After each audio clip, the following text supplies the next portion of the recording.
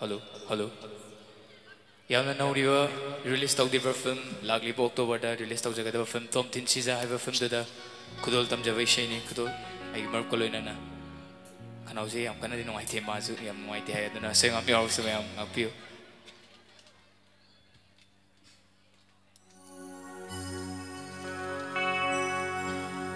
koyum kana na sabano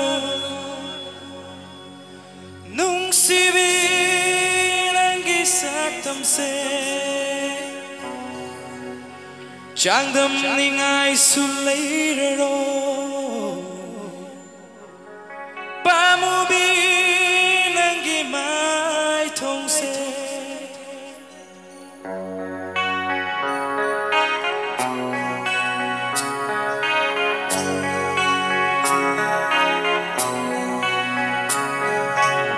lấy na nang gi hen thon la bi nang gi Jin balu da kari wahai gufum li bara Lai za negi hena seng la bindi Misna du na kari pau khong bu chan li bara Koyum kana na sabano Nuk si vinangi sa kam se Chang dam ning ai su lai roi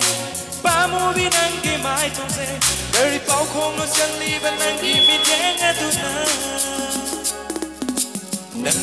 di thazani ai di thamoy atiyani Nang di thawani ai di senglaba thamoy gi Nang di thazani ai di thamoy atiyani Nang di thawani ai di senglaba thamoy gi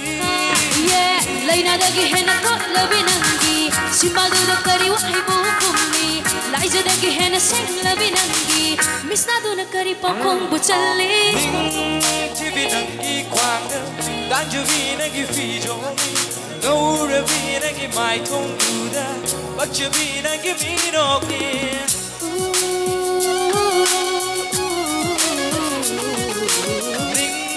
Tivi nangi kwanga Danju vi nangi fijo Gaura vi nangi mai tong duda Bakcha vi nangi minoki Koyum kana na sabano Nuk si vinangi sa kamse Changam ning ai su lai roi Ba mu vinangi mai tung se Kari pau khong ma chan li vinangi mi jen na tuna Nang di thazani ai di thamoy atiyagi Nang di thawani ai di senglaba thamoy gi Nang di thazani ai di thamoy Nang di thawani ai di senglaba thamoy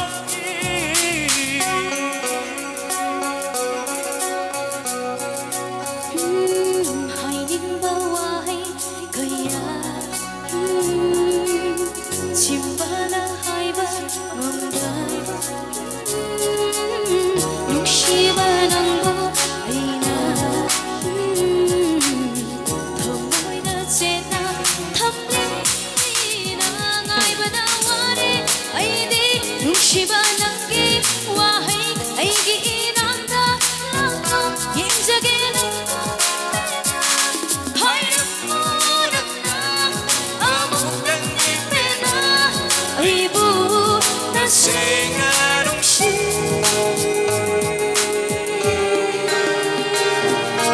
nangi thazani aigi thamoy atiyagi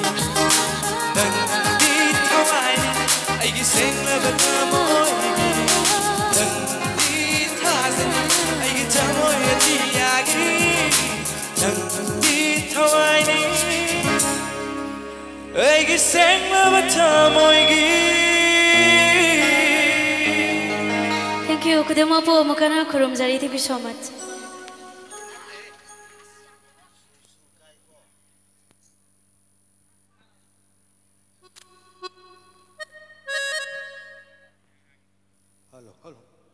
Hello. Mr. Masanu, the number later.